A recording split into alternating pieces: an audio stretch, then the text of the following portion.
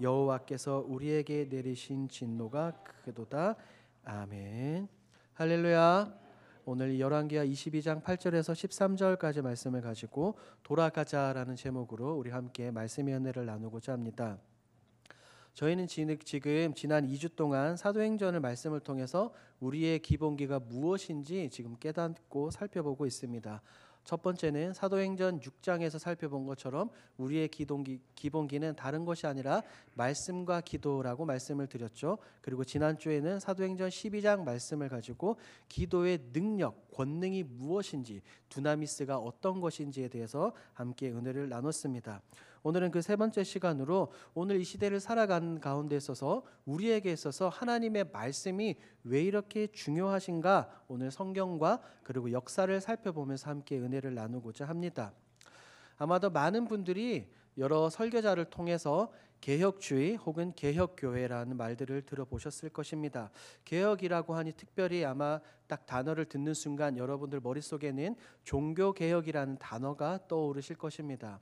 그렇다면 개혁의 정의에 대해서 살펴볼 필요가 있겠죠. 개혁이라는 말의 정의는 새롭게 뜯어 고친다라는 의미를 가지고 있습니다. 그 말인즉슨 종교개혁이라는 것은 어떤 잘못된 종교를 새로 뜯어 고친다라는 의미가 되겠죠. 지난 2017년은 한국뿐 아니라 전 세계적으로도 굉장히 많은 컨퍼런스와 각종 세미나들, 집회들이 굉장히 많이 열렸습니다. 왜냐하면 2017년은 지난 종교개혁 기념 500주년이 되었기 때문이었습니다. 물론 잘 아시는 것처럼 마틴 루터가 종교개혁을 시작했지만 그 이전에도 얀 후스 등 많은 개혁자들이 이제 개혁을 위해서 부르짖고 자신들의 목숨을 던졌습니다. 하지만 본격적인 출발점이 된 것은 1517년 마틴 루터의 그 95개 반박문으로부터 시작이 되었습니다. 루터는 원래 신부였습니다. 사제였죠. 열심을 가지고 하나님을 제대로 섬겨보려고 했지만 그가 말씀을 연구하고 탐구하면 할수록 그가 받았던 교육들, 로마 카톨릭의 교육들이 잘못된 것을 발견했고 성경을 통해서 그 안에 진리를 발견했기 때문에 그가 목숨을 걸고 개혁을 시작을 했습니다. 루터가 이렇게 종교 개혁을 일으킬 당시에 로마 교회는 심각한 부패에 빠져 있었습니다. 그렇기 때문에 우리가 그렇게 이야기하죠. 중세 천년은 암흑기다, 영적인 암흑 세대다, 시대다라고 이렇게 이야기를 했습니다. 왜냐하면 교회라고 말하는 이 로마 교회가 끝없는 미신과 우상과 불신앙에 빠져 있었습니다. 가짜 교회, 가짜 성직자들, 가짜 성도들이 넘쳐난다라고 개혁자들은 판단을 했습니다. 그렇기 때문에 썩어 골마 있는 것을 수술하고 그것을 완전히 뜯어 고치기 위해서 개혁자들이 목숨 걸고 종교개혁을 시작을 했습니다. 그 당시 교회 안에는 하나님은 완전히 사라졌습니다. 말씀도 사라지고 하나님도 사라지고 오직 교회의 권위만 끝없이 높아지고 교황과 성직자들의 권위만 끝없이 높아졌습니다. 물론 중세 이 로마 카톨릭도 오늘날처럼 교회 성도들을 많이 훈련시키기는 했습니다. 하지만 그들이 했던 훈련은 우리가 하고 있는 이런 말씀과 기도 훈련과는 완전 180도 달랐습니다. 그들이 주장했던 것은 고행이었습니다. 수행이었죠. 인간이 할 수 있는 어떤 행동, 그 무언가를 통해서 너희가 너희의 힘으로 노력으로 구원을 이루어라 라고 말입니다. 그래서 때로는 채찍으로 자신의 몸을 때리기도 하고 때로는 루터처럼 무릎으로 이 계단을 올라가기도 했습니다. 그러니까 굉장히 잘못된 신앙관을 이 로마 카톨릭은 그 1000년 동안 성도들에게 교회에 전파를 했죠. 우리 기독교의 핵심은 무엇입니까? 복음의 핵심은 로마서 1장 17절에 나와 있는 것처럼 오직 믿음이죠. 오직 의인은 믿음으로 말미암아 살리라, 이것이 나와야 되는데 중세 천년은 로마 카톨릭은 그것을 주장하지 않았습니다.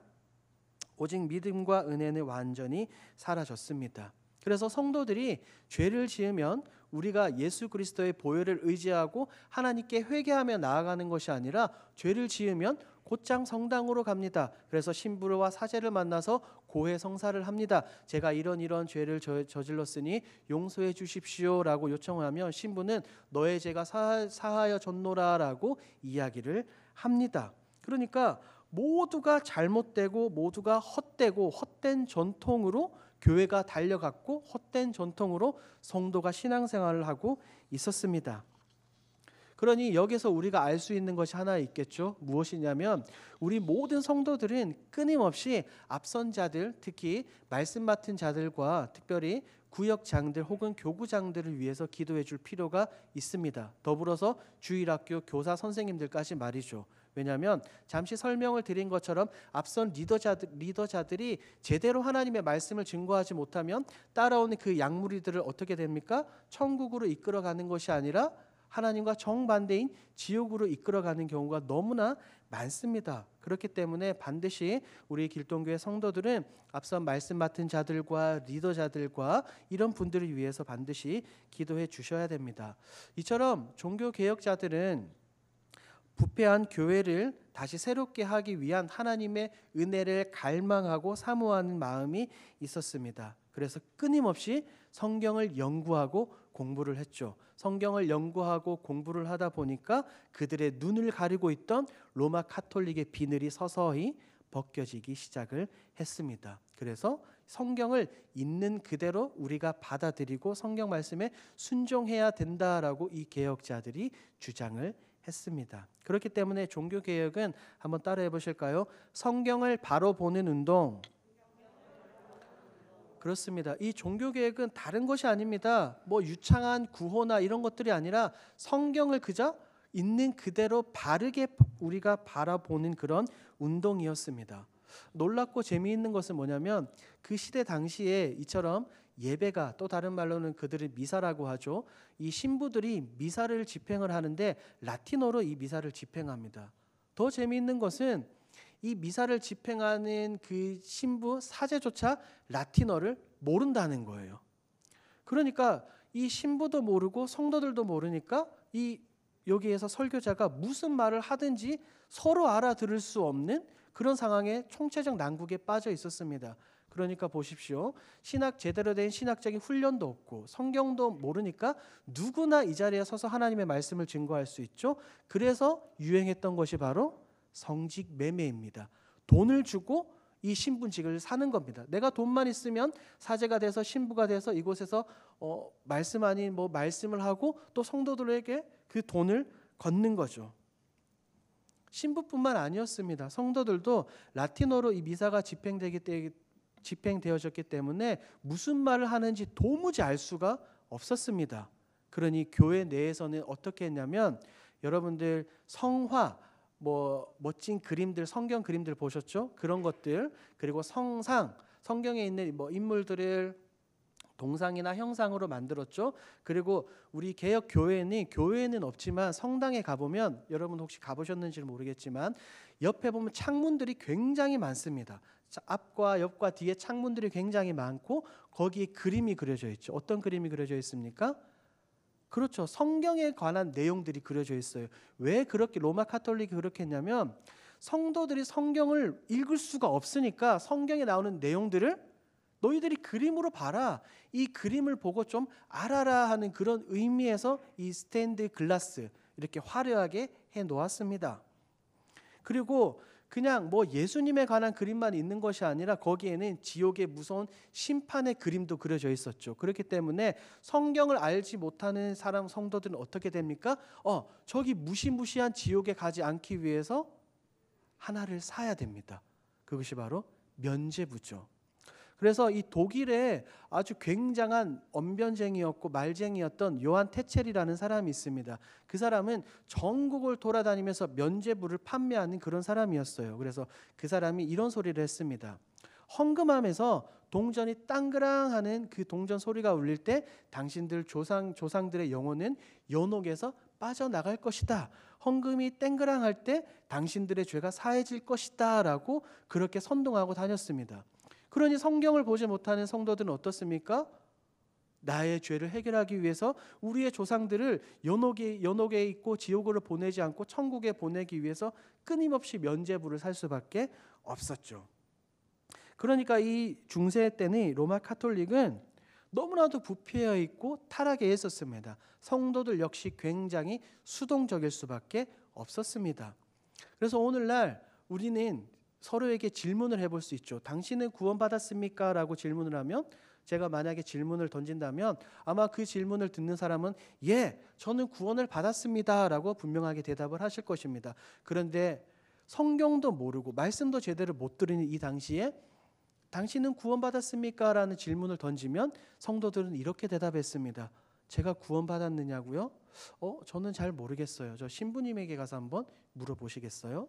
그런 식으로 대답을 했습니다. 성도들은 말씀을 읽지 못하니, 말씀을 이해하지 못하니 수동적일 수밖에 없었습니다. 그렇기 때문에 종교개혁자들이 성경을 바로 보는 운동을 해서 성경을 성도들에게, 우리 모두에게 나눠준 것입니다. 말씀으로 다시 돌아가고 초대교회의 영광과 이 회복을 일으킨 그 운동이 바로 종교개혁 운동입니다. 그런데 실제 역사상에서만 이런 종교개혁 운동이 일어난 것이 아니라 성경 속에도 이런 종교개혁의 운동이 굉장히 많이 일어납니다. 그런데 오늘 우리가 함께 읽은 이 열왕기하 22장의 이 본문 역시 그 종교개혁의 한 부분입니다. 오늘 우리가 함께 읽은 본문을 보면 한 명의 왕이 등장합니다. 굉장히 어린 왕이 등장하는데 그 왕은 요시야라는 왕입니다. 솔로몬 사후에 남북이 이제 분열을 되죠. 남유다와 북이스라엘로 분열을 됩니다. 보통 북이스라엘을 보면 이제 선한 왕보다는 악한 왕이 굉장히 많았습니다. 그리고 남유다에는 물론 선한 왕도 많았지만 더불어서는 악한 왕도 있었습니다. 그런데 그 중에서 오늘 본문에 나온 이 요시야는 굉장히 선하고 하나님 뜻대로 살고자 하는 그런 왕이었습니다. 하나님 보시기에 기뻤으며 하나님의 마음에 맞는 그런 왕이었죠. 그렇기 때문에 성경은 요시야에 대해서 이렇게 말합니다. 열왕기하 22장 2절 말씀입니다. 열왕기하 22장 2절 함께 보도록 하겠습니다. 시작. 요시야가 여호와 보시기에 정직히 행하여 그의 조상 아멘. 그의 조상 다윗의 모든 길로 행하고 좌우로 치우치지 아니하였더라. 이스라엘이 존경하는 가장 위대한 왕이죠. 다윗이죠. 사도행전 말씀을 보니 그가 내 마음에 합한 자라, 하나님의 마음과 꼭 맞는 그 다윗 왕처럼 요시야는 행동을 했습니다. 그리고 그 길로 하고 좌로나 우로 치우치지 아니하였습니다. 하나님께서 여호수아에게 말씀해 주신 것처럼 요시야 역시 말씀을 붙들고 하나님만 바라보면서 직진을 했습니다. 그는 비록 8살이라는 나이에 왕위에 올랐습니다. 8살이면 한국 나이로 초등학교 1학년입니다. 굉장히 어린 나이에 왕위에 올랐지만 그는 하나님을 섬기고 말씀대로 살고자 노력을 했습니다. 8살 왕의 자리에 올라서 무려 31년간 이 나라를 통치하면서 여호와의 신앙을 굳건히 하고 회복하고자 노력한 아주 선한 왕이었습니다. 요시야는 이 왕의 자리에 앉아 있으면서 다른 것을 하지 않았습니다. 서두에 장황하게 제가 설명을 드린 것처럼 개혁을 그는 일으켰습니다. 오늘 우리가 읽은 열왕기하 말씀과 역대기 말씀은 평행적인 말씀입니다. 똑같은 말씀이 기록이 되어 있기 때문에 역대기와 열왕기하 말씀을 서로 교차하면서 한번 동시에 살펴보도록 하겠습니다. 역대하 34장 3절 말씀을 우리가 함께 읽도록 하겠습니다. 시작. 아직도 어렸을 때 곧 왕위에 있은 지 8년에 그의 조상 다윗의 하나님을 비로소 찾고 제12년에 유다와 예루살렘을 비로소 정결하게 하여 그 산당들과 아세라 목상들과 사로 새긴 우상들과 부어 만든 우상들을 제거하여 버리매. 아멘. 자, 요시야가 왕위에 있은 지 8년, 8살에 왕위에 올랐으니까 이제 8년이 지나면 몇 살이죠? 16살입니다. 청소년 시기죠. 이때 요시야는 진짜 다윗의 하나님을 찾았습니다. 그리고 그의 통치 12년, 그가 20살이 되던 해에 유다와 예루살렘을 굉장히 정결하게 했습니다. 그동안 곳곳에 있던 산당들과 아세라 우상들과 각종 목상들 이런 것들을 모조리 다 없애버렸습니다. 우상들을 불태웁니다. 그리고 그 우상들을 망치 같은 걸로 빻습니다. 그리고 완전히 가루로 만들어서 완전히 버리는 모습을 볼 수가 있습니다. 그동안 그 이스라엘 백성들이 섬기지 않았던 이 하나님을 되찾고 하나님만을 섬기자라는 그런 운동을 요시야는 시작을 했습니다. 그런데 더욱더 놀라운 사건이 하나 등장을 합니다.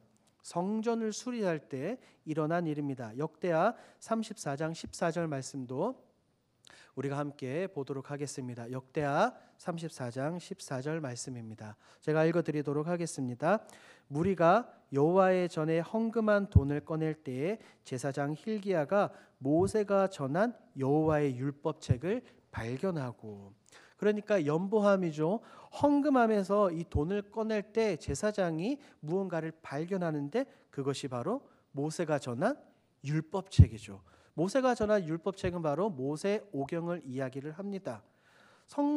율법책을 발견했다는 의미를 되돌려서 생각을 해보면, 지금 이 율법책을 발견했으니까 그동안에는 그들이 율법책을 가지고 있었다는 말입니까? 없었다는 말입니까? 없었다는 말입니다. 그들 가운데 이 기록된 하나님의 말씀이 없었다는 거예요. 이것이 당시의 시대적 영적인 상태를 적나라하게 우리에게 알려주고 있습니다. 왜냐하면 요시야 왕 이전에 므낫세와 아몬이라는 왕이 있었습니다. 므낫세와 아몬은 이제 부자지간인데 그들은 우상 숭배를 굉장히 열심히 했습니다. 특히 므낫세는 인신 제사를 드렸습니다. 인신 제사라는 것은 자신의 자녀를 우상에게 바치는 거예요. 자신의 아들을 불 가운데 지나가게 했습니다. 그래서 성경을 보면 므낫세에 대한 평가가 요시야 이전에 분명하게 나옵니다. 열왕기하 21장 16절 말씀입니다. 열왕기하 21장 16절 말씀 제가 읽어드리도록 하겠습니다. 므낫세가 유다에게 범죄하게 하여 여호와께서 보시기에 악을 행한 것 외에도 또 무죄한 자의 피를 심히 많이 흘려 예루살렘 이 끝에서 저 끝까지 가득하게 하였더라. 므낫세가 자신만 우상을 섬기고 하나님을 저버린 것이 아니라 많은 유다 백성들을 그렇게 하게끔 만들었습니다. 그래서 이 끝에서 저 끝까지 피가 너무나 많이 흐른 거예요. 너무나도 많은 사람들을 살리겠습니다. 하나님 보시기에 악을 행했습니다. 그리고 그 뒤이어서 그의 아들 아몬 역시 므낫세를 뒤를 이어 죽이를 하는데, 므낫세처럼 굉장히 악한 왕이었습니다. 열왕기하 21장 21절과 22절을 제가 한 번 더 읽어드리도록 하겠습니다. 그의 아버지가 행한 모든 길로 행하여 그의 아버지가 섬기던 우상을 섬겨 그것들에게 경배하고 그의 조상들의 하나님 여호와를 버리고 그 길로 행하지 아니하더니. 보십시오. 므낫세 역시 하나님을 저버리고 우상을 섬겼고 그의 아들 아몬 역시 므낫세로부터 그 영향을 받아 악을 저지릅니다. 하나님이 싫어하시는 행동만 합니다. 성경은 분명하게 여호와를 버렸다라고 나옵니다. 버렸다는 말은 그냥 하나님 싫어, 내 하나님 보지 않을 거야 라고만 표현하는 거 있는 것이 아니라 우리가 쓰레기를 쓰레기통에 버리듯 하나님을 그렇게 완전히 버린 것을 의미합니다. 그 아들의 그 아버지죠. 온 유다 백성으로 하여금 우상 숭배를 하게 합니다. 겉으로 보기에 말씀이 사라진 것처럼 보입니다. 여호와 신앙이 사라진 것처럼 보입니다. 하나님을 경외하는 신앙이 도무지 없는 것 같이 그렇게 보이는 것이 이 열왕기하 21장과 22장의 시대적 배경입니다. 그런데 22장에 이르러 그 악한 영적인 암흑 시대 때 하나님은 한 사람을 불러주시고 세워주시는데 그 왕이 우리가 살펴본 것처럼 8살의 왕위에 즉위한 요시야 왕이죠. 어려움과 혼란의 시기 가운데 즉위하고 율법책을 발견하고 종교개혁을 일으킵니다.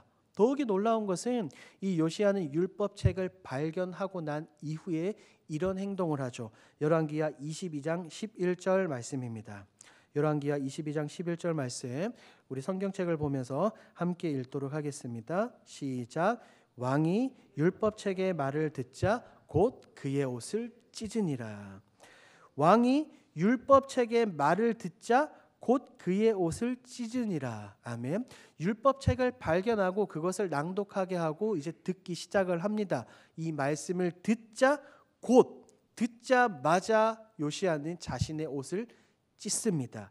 왜냐하면 이 자신들의 조상들이 행했던 그것이 떠오른 거예요. 하나님의 말씀대로 순종하지 않았고 율법 책대로 하지 않아서 하나님께서 그들에게 내리신 진노가 굉장히 크다라고 요시야는 이야기하고 있습니다. 이어서 23장 열왕기하 23장 3절 말씀도 우리가 함께 보도록 하겠습니다. 시작. 왕이 단 위에 서서 여호와께 순종하고 그의 계명과 법도와 율례를 지켜 이 책에 기록된 이 언약의 말씀을 이루게 하리라 하며 백성이 다 그의 언약을 따르기로 하니라. 아멘.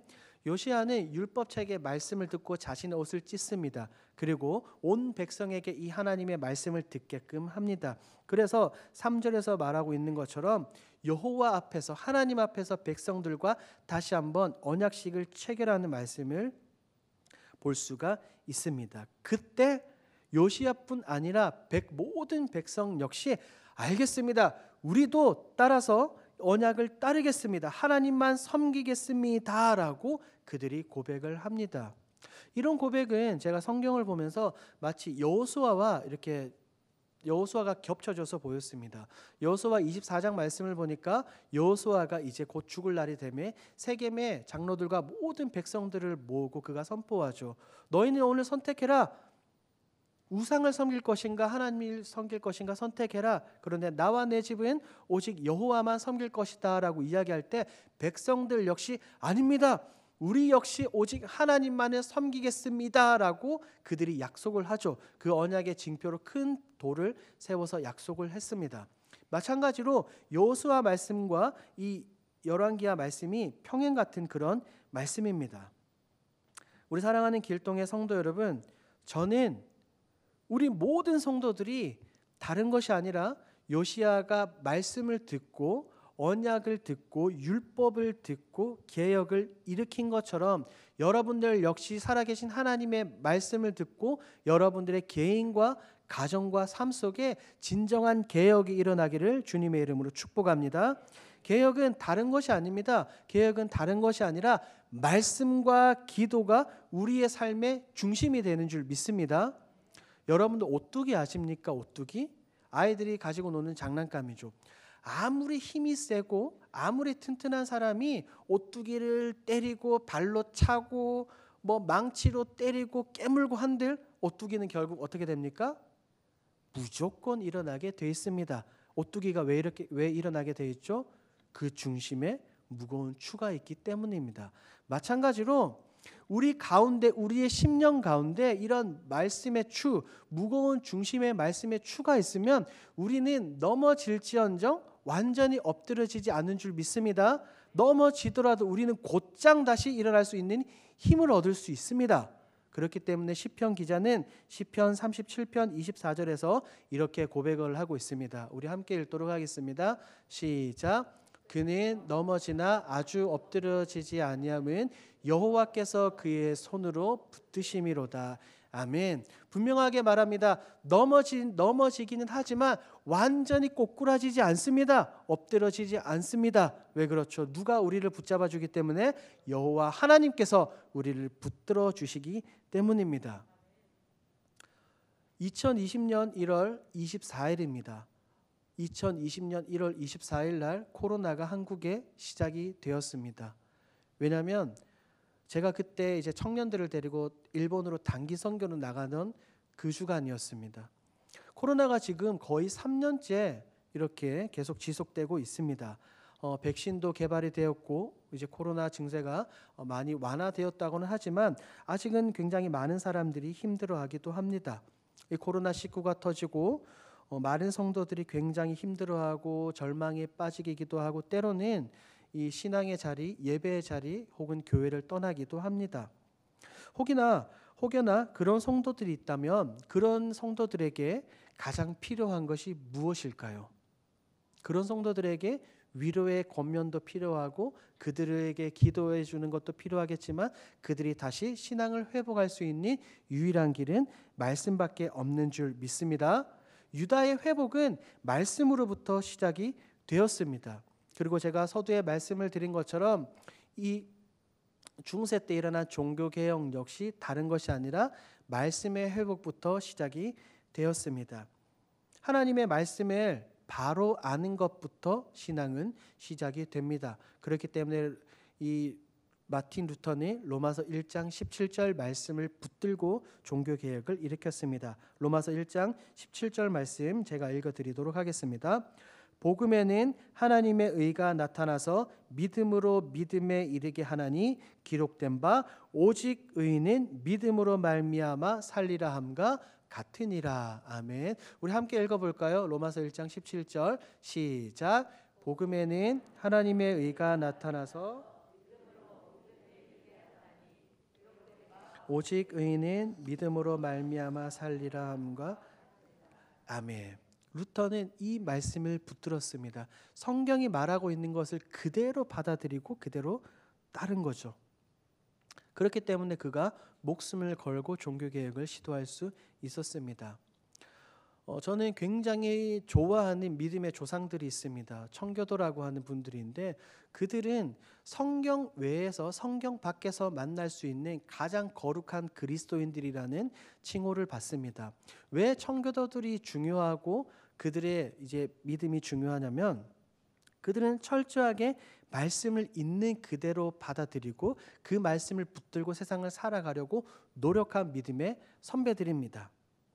그리고 우리가 잘 알고 있듯이 미국의 위대한 이 설교자 조나단 에드워즈가 1730년대에 영적 대각성을 무려 2번이나 일으킵니다. 그런데 이 영적인 대각성 부흥 운동을 일으키는 출발점 다른 것이 아니었습니다. 말씀으로부터의 회복이었습니다. 이 조나단 에드워즈가 강대상에서 하나님의 말씀을 선포할 때 이 말씀이 얼마나 충격적이었냐면 그 당시 기록을 살펴보면 마치 회중석에 폭탄이 터지는 것과 같다라는 그 기록이 실제로 남아 있습니다. 그래서 에드워즈가 설교를 할 때 이 성도들이 말씀을 붙들고 회중석에서 혹은 옆에 나와서 떼굴떼굴 굴며 울었습니다. 하나님 용서해 주십시오. 저희가 회개하겠습니다라고 말입니다. 그렇기 때문에 미국의 놀라운 영적 대각성 운동이 무려 2번이나 벌어졌습니다. 비단 이것은 미국의 역사에서만 찾을 수 있는 것이 아닙니다. 우리나라의 역사를 살펴보면 똑같은 이런 역사가 일어났습니다. 여러분 1907년 평양 대부흥에 대해서 들어보셨습니까? 이 동방의 예루살렘이라고 부르는 이 평양에서 엄청난 부흥이 일어났죠. 평양의 장대현 교회에서 말씀이 선포되어졌습니다. 말씀 사경회가 며칠간 이어졌습니다. 당시 성도들은 전국에서 곳곳에서 이 사경회에 참석하기 위해서 몇 날 며칠을 걸어서 이 평양에 있는 장대현 교회로 모였습니다. 그래서 설교자가 혹은 선교사님들이 말씀을 전하고 이제 말씀을 맺겠습니다 하고 자리에서 내려갑니다. 그러면 성도들이 달려와서 설교자의 무릎을 붙잡는 겁니다. 아니 선교사님, 제가 지금 몇 날 며칠을 고생해서 이 자리에 말씀 들으려고 왔는데 여기서 끝내면 안 됩니다. 더 말씀을 선포해 주십시오. 더 우리에게 하나님의 진리를 전해 주십시오라고 성도들이 요청을 했습니다. 실제 기록을 살펴보면 설교자들이 이제 성도들이 붙잡을 때 다시 옷매무새를 가다듬고 다시 단 위에 올라가서 몇 시간씩 하나님의 말씀을 선포했습니다. 그때 우리나라에 어떤 일이 일어났습니까? 말도 못할 폭발적인 부흥 운동이 일어났습니다. 100만인 구령 운동 역시 그 이후로 계속해서 부흥이 일어났습니다. 우리 사랑하는 길동의 성도 여러분, 성경에 나오고 실제 역사가 우리에게 분명하게 이야기해 주는 것은 우리의 부흥의 출발점은 다른 것이 아니라 말씀으로부터 비롯되는 줄 믿습니다. 말씀으로부터 시작되는 줄 믿습니다. 그런데 오늘날 어떻습니까? 이 종교개혁자들은 이 살아계신 하나님의 말씀을 우리의 손에 쥐어주기 위해서 그들은 목숨을 걸고 싸웠습니다. 정말 목숨을 걸고 이 성경을 번역하고 우리에게 전달해 주기 위해서 그들은 살아왔습니다. 그런데 오늘날 우리는 어떻습니까? 말씀을 제대로 보지도 않습니다. 이 말씀을 있는 그대로 받아들이지도 않습니다. 오죽하면 말씀을 있는 그대로 받아들이는 것이 아니라 내가 해석하고 싶은 대로 내가 읽고 싶은 말씀만 밑줄 치면서 읽는 사람들이 너무나 많습니다. 우리 사랑하는 길동의 성도 여러분, 하나님의 말씀은 창세기 1장 1절부터 요한계시록 마지막까지 모두가 살아계신 하나님의 말씀인 줄 믿습니다. 때로는 우리가 이해되지 않더라도, 우리가 이해하기 어렵더라도 우리는 그 말씀을 읽고 듣고 암송하면서 그 말씀을 우리의 마음판에 새겨야 됩니다. 왜냐하면 그 하나님의 말씀은 우리의 심령 골수를 찔러 쪼개기 때문입니다. 히브리서 기자는 그래서 히브리서 4장 12절에서 이렇게 말합니다. 제가 읽어드리도록 하겠습니다. 하나님의 말씀은 살아있고 활력이 있어 좌우의 날선 어떤 검보다도 예리하여 홍과 영과 및 관절과 골수를 찔러 쪼개기까지 하며 또 마음의 생각과 뜻을 판단하나니. 아멘. 하나님의 말씀은 검과 같은 줄 믿습니다. 검이 잘 이해가 되시지 않으면 날카로운 수술실에 날카로운 메스를 생각해 보시면 됩니다. 우리가 환부가 있을 때, 수술할 때 날카로운 메스로 그 환부를 가르지 않습니까?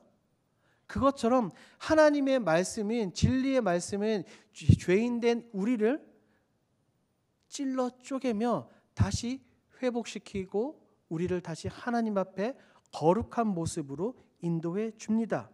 사랑하는 길동교회 성도 여러분, 하나님의 말씀은 언제 어디서 어떻게 누구에게 심겨질지 모릅니다.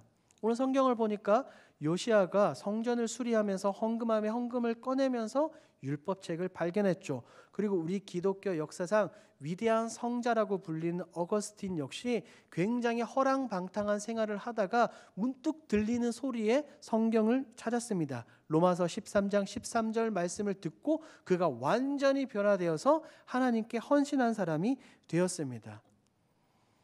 말씀은 언제 어느 때 누구에게 어떻게 박힐지 모릅니다. 그렇기 때문에 우리가 매일매일 사모하는 마음으로 예배 자리에 나와야 합니다. 새벽 예배, 수요 비전 새벽 기도회, 금요 철야 예배, 주일 예배, 오후 예배, 기타 등등 구역 예배를 포함하여 하나님의 말씀이 언제 어떻게 여러분들에게 말씀하실지 모르기 때문에 우리는 모든 예배를 사모하며 마음과 귀를 열고 하나님의 말씀을 들어야 될 줄 믿습니다. 그러므로 매일같이 성경을 읽는 우리 길동의 성도들이 되시기를 주님의 이름으로 축복합니다.